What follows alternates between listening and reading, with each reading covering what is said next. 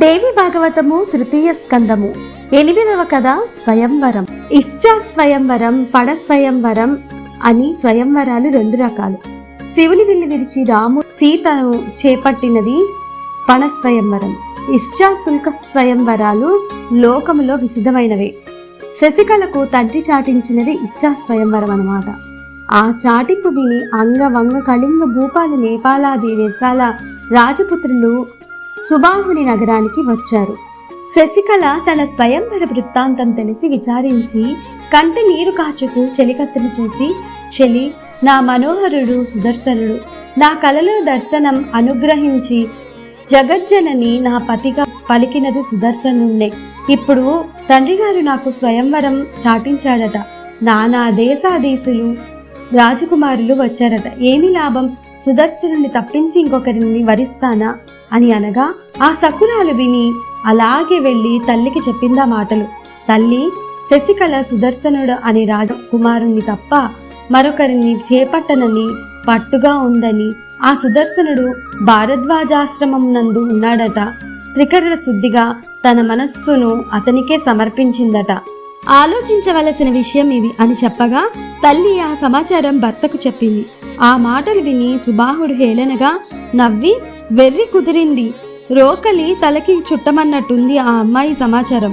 వాడు ఉత్త దౌర్భాగ్యుడు, యుధాజిత్తువాడు తాతను చంపి తన మనవడికి రాజ్యం పట్టకట్టాడు. అంతలో అదృష్టవశాత్తు తల్లితో ఊరు నుంచి బయటపడి మునుల ఆశ్రమం చేరి కాలం గడుపుతున్న గర్భదరిద్రుడు సుదర్శనుడు. వాడికి నా కూతురిని ఇవ్వడమునా? ఇది వాడి బ్రతుకు. వెళ్ళు, నిదానముగా కూతురికి చెప్పు. ఏదో రాజపుత్రులు భాగ్య చరిత్రులు ఉన్నారు, వారిలో ఒకరిని చేపట్టి సుఖంగా జీవించే ఆలోచన చేసుకోమని చెప్పు అని అన్నాడు సుబాహుడు. రాణి సరే చెప్పి చూస్తా అని అంతఃపురానికి వెళ్ళి కూతురిని ఆప్యాయంగా చేరదీసుకొని చెక్కిలి ముద్దాడి ముద్దుగా అంకసీమపై కూర్చుండబెట్టుకొని ముంగురులు సవరిస్తూ ఇలా అంటున్నది. అమ్మా శశికళ, నీ స్వయంవరమును గూర్చి ఉన్నది ఉన్నట్టు చెప్తున్నాను విను. నువ్వు అనుకుంటున్న ఆ సుదర్శనుడు పిలిస్తే పలికే వారెవ్వరూ లేని అనాథుడు. పట్టెడు అన్నానికి పుడిసెడు నీళ్లకి వాచి అడవికి వచ్చి దుంపాదూలి కాయకసురు తింటూ ములి పర్ణశాల పంచలో కాలం గడుపుతున్న నిర్భాగ్యుడు. ఈనాడు స్వయంవరానికి వచ్చిన రాజనందనులు గుణ యవ్వన సంపన్నులు. ఇక సుదర్శనుని తమ్ముడు పట్టాభిషిక్తుడై రాజ్యమేలుతున్నవాడు వీరుడు, ధీరుడు, సుందరుడు, పేరుకు తగినవాడు సత్రాజిత్తు. అతని తాత యుధాజిత్తు సామాన్యుడు కాదు. ఎప్పుడో ఒకనాడు సుదర్శనుని నామరూపాలు లేకుండా చేస్తాడు. అది ఆలోచించుకో.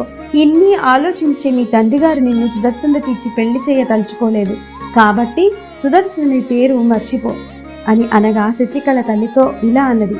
అమ్మా, నీ మాటలు విన్నాను, నా మాట నువ్వు విను అని. నేను కోరుకున్న సుదర్శనుడు ధనికుడు కాని దరిద్రుడు కాని, అడవిలో ఉండని అయోధ్యలో ఉండని, ఏమైనా సరే నా మనస్సుకు మారు మనువు లేదు.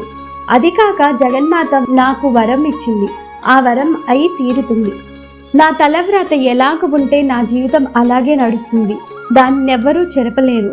నేను ఆయనతో వనవాసం చేస్తూ శ్రద్ధాభక్తులతో ఆయనను సేవిస్తూ ఏ విచారము మనసును చేరనీయక సుఖ సంతోషాలతో కాలక్షేపం చేస్తాను.